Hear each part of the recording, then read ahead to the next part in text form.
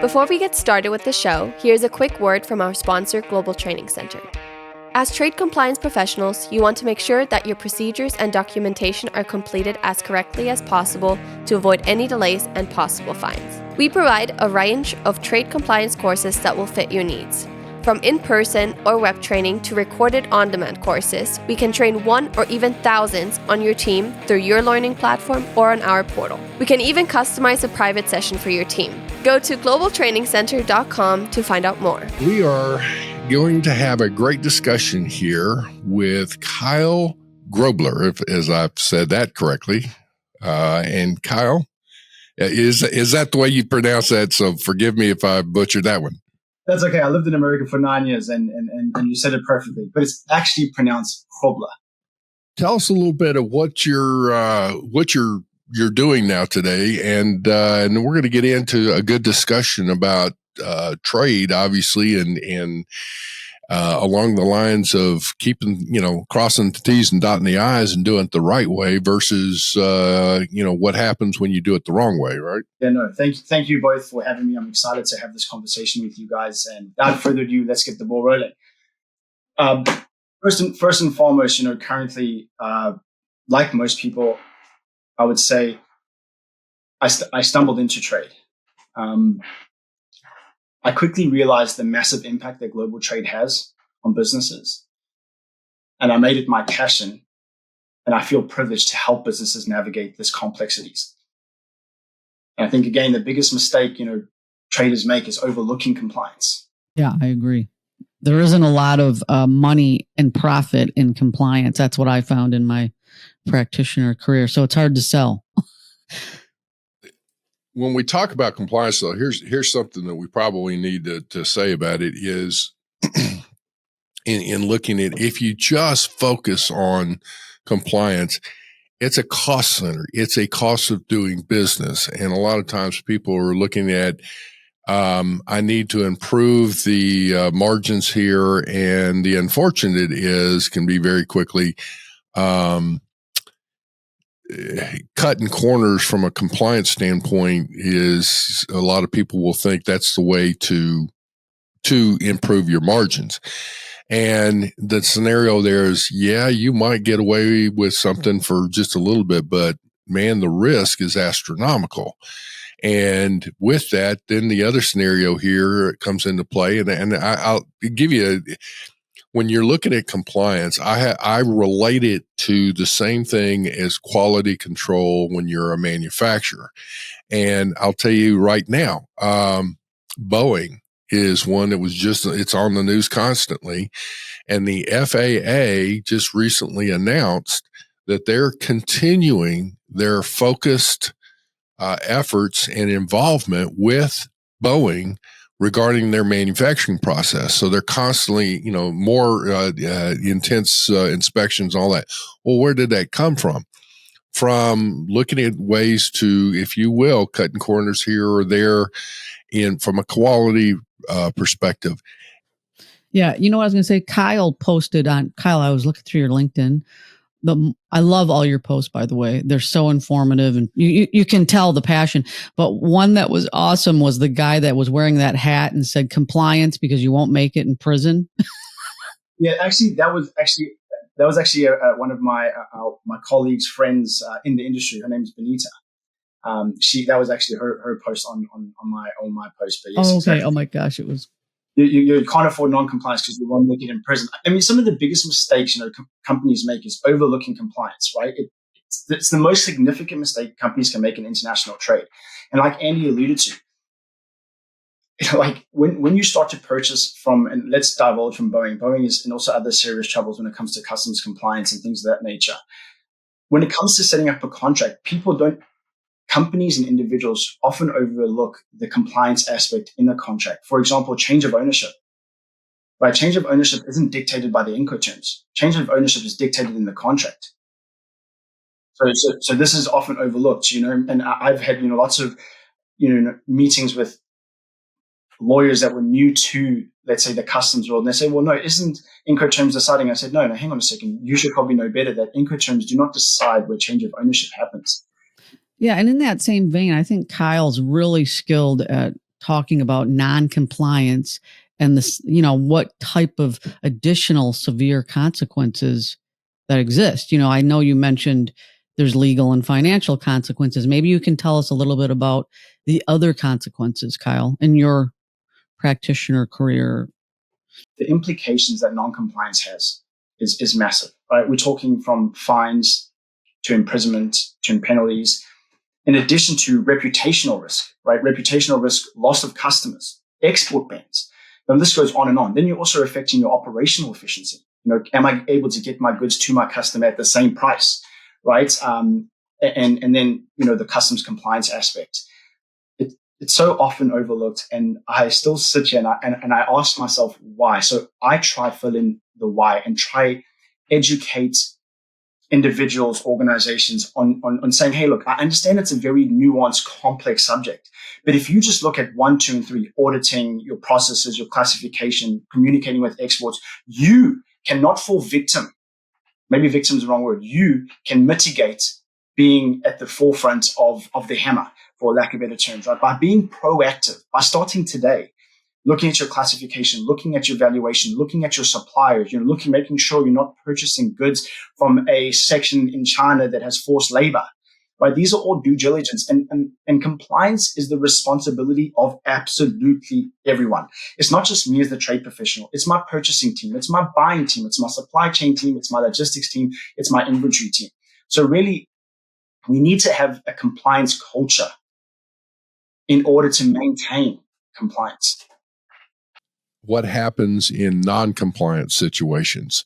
And it may be simplistic, somebody cutting a corner here or there, or it may have been, somebody changed roles and you have new staff that comes in. Regardless of the root cause, something went awry and the checks and balances were not there.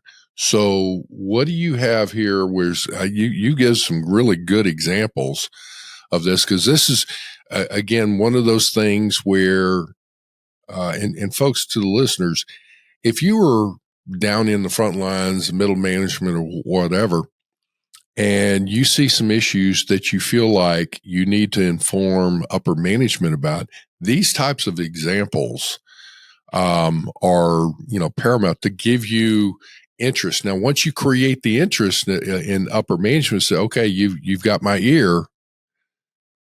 You need to have your message ready. Don't say, well, let me come back and work on it and come. No, before you go down that road. But we'll talk about that in a minute. So you give some good examples in some of your posts of some things to say, what went wrong or somebody did something wrong. And it was some pretty expensive, problem there. Yeah. I mean, if we look at just Titan, right? Titan, for example, they got fined $284,000 for incorrect classification. Right? That's in my book, that's a very small penalty. We can look at, Data Storage, who got fined $300 million for neglecting their export controls, and Track for about $2.4 million just for undeclared in values. So the financial impact can be as small as 500 to 500 million. And then in addition to... Just not to interrupt, but you also mentioned Trek had a civil penalty, which I think our audience would be interesting to explain that to them. Yeah. So, depending on the nature of the penalty, and you could probably have some of your expertise in here, but people can go to jail, right? Business can go under, and it's very serious. I mean, I believe the USA released a document the other day that said, don't let this happen to you.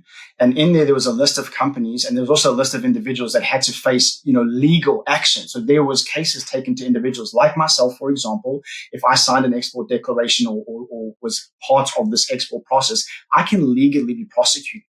So next time when you're signing a document, when you're classifying something, you are part and parcel taking ownership in legally binding actions that can take place against you. So just be super mindful. And if you're unaware, there is absolutely nothing wrong with saying, hey, I'm unaware, first and foremost, right? We need to create a culture where it's okay to say, I don't understand, but just asking the question, getting second advice, looking at legal information, speaking to professionals, execs, people who have or engrossed in the industry. I'm a firm believer that by opening yourself up to saying that I don't understand something is the first place we need to do in order to make the change, especially when it comes to compliance. The cost of compliance is a non-negotiable. If you're unsure, ask. Okay. With that, let me ask this question: is in what a lot of these organizations you've mentioned are fairly large companies.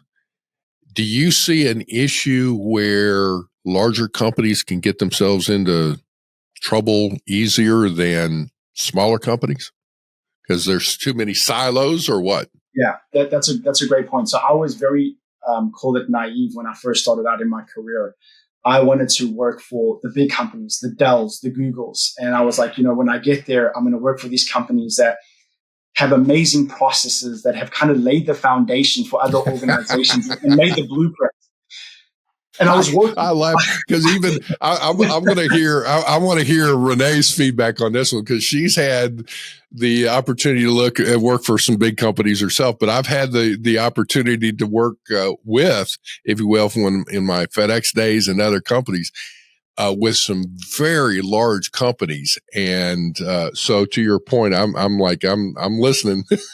Yeah, so I guess the key there, I was very naive. I was like, I want to work for these companies that are amazing. And obviously along my journey, I was working for the mom and pops, the freight forwarding agents. And we had some big customers, some very well-renowned brands, and helping with their, import, export, customs compliance and trade compliance matters. And without laboring the points, yes, when you go to these massive organizations, I believe that there's a ton of silos. There's a ton of, we used to do it this way. There's a ton of old knowledge. There is the inability to adjust and adapt to new legislation, new laws, new software, new technologies, new bespoke practices. And then if you put all of that together, it's almost a recipe for disaster. And I would say that the bigger the company, the bigger the issues, the worse the processes are. See, and I would say I worked for a small privately held company. I was their customs manager, and I worked for a very large multinational defense contractor. I was their director of global customs. And I found that the larger companies have the ability to implement software, very expensive software, which helps. And then I also found the negative, in my opinion, was too many decision makers in a large multinational company, right? So you've got to please everyone. So when I worked for the privately held company, I worked for the owners. I told them the story and we made a call, 3 people, right? Yeah. But Exactly. I didn't have the money. I didn't have the backing. I didn't have all the knowledge that I had with a large multinational company. So, I mean, that's just my humble practitioner opinion, but I found the larger companies more compliant, if I'm being honest. Yeah, I guess I don't know. The smaller companies that I work for, they couldn't afford not to be compliant. That means if we're not compliant and we lose this customer, it means we have to close shop. I have to let go of Kyle. So they upheld compliance at the most. And whether that was manual paperwork, checks and balances, audits, up and down, making sure that everything was good. When an organization is so massive, when it's so big, there's so many potential gaps where things can fall through. So I build a process, right? And I'm confident that my subordinates and my analysts and my controllers are going to adhere to that. Jonathan's not in. And all of a sudden, there's a buyer or a salesman saying, this needs to go. Then Sandy or Kyle is like, okay, I'm sending it. And then all of a sudden, there's no export license. It's underdeclared. It's the wrong currency, the wrong value. It gets to import it. Next thing you know, you have fines, right? So it's great to have processes. It's great to have money to back up tech. It'll only get you so far. You need to educate your staff to understand what gaps to look for. And the only way you really understand to look for what gaps is by having that on-hands operational experience. And by building a team that is okay by saying, hey, let me get stuck in, let me understand the nuances to be able to navigate this complexity. And it's also okay to say, hey, by the way, I don't want to do anything with licenses. So fine, Kyle, we're not going to put you on licenses. We'll put you on making sure commercial documents or other things of the business is correct, transactional value, valuation methods. And Renee, we're going to put you on licensing. Now you're solely licensing. Now we're building a team. You're an expert in licensing. I'm an expert in import exports, and he's an expert at his field. We come together, we build a formidable team. So the then the occurrence of non-compliance is far less, even with all your great tech. Because I mean, I've seen some great technology out there and still non-compliance happens.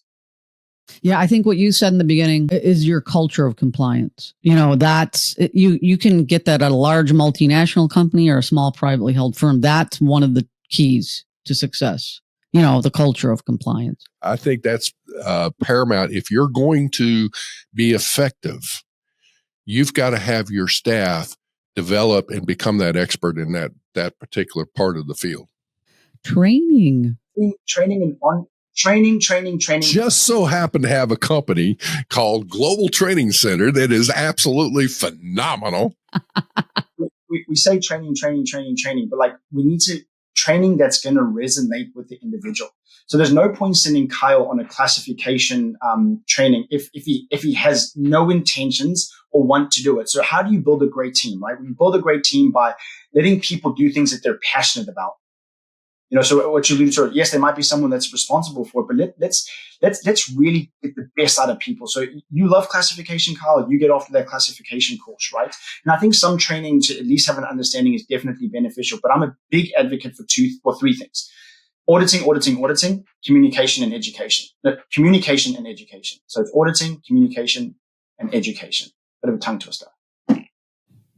Well, and here's something else. And you talk about audit. A lot of times people look at audits as a negative, just the thought of it. It's like, all right, it's like, ooh, however, the one thing that I learned, again, was FedEx, but then other companies have it in the quality assurance realm.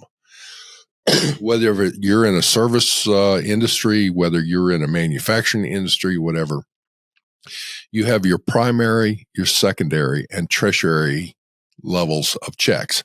So, the primary is actually production of the service or the product.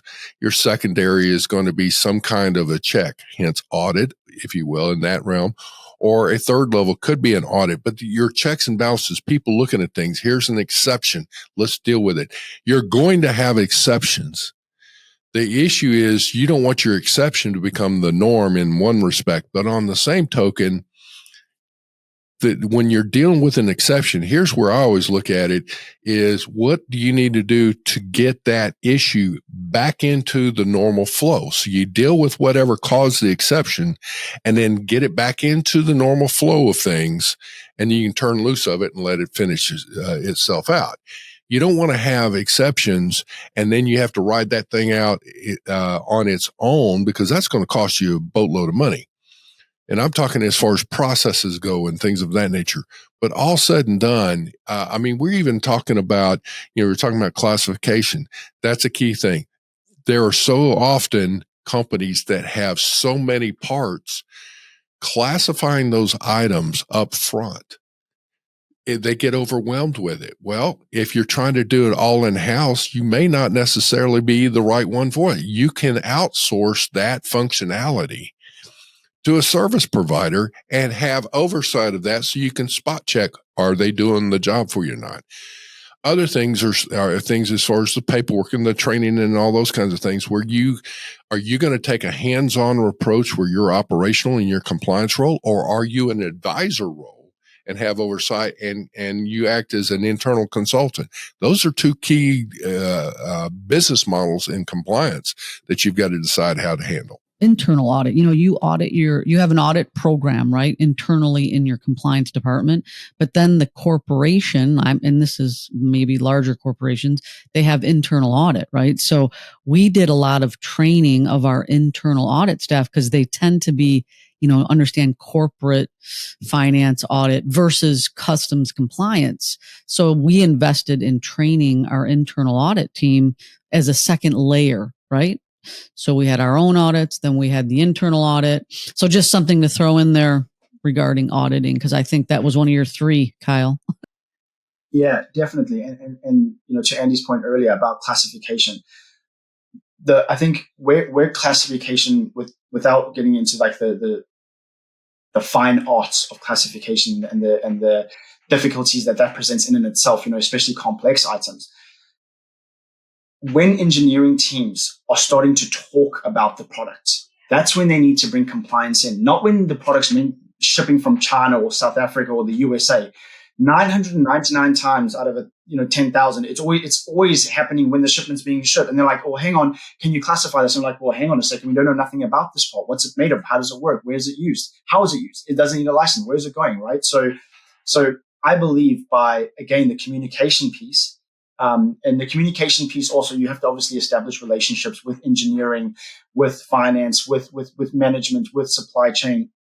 By establishing these relationships, by opening up clear and effective communication, not just talking for the sake of talking, we're able to then identify some of the pain points. We're able then to drill down in the pain points. And again, then we'll uphold compliance by making sure we're giving adequate attention to our classification. And Andy, to your point, I think we have some databases in some of our business units that are 8,000 parts.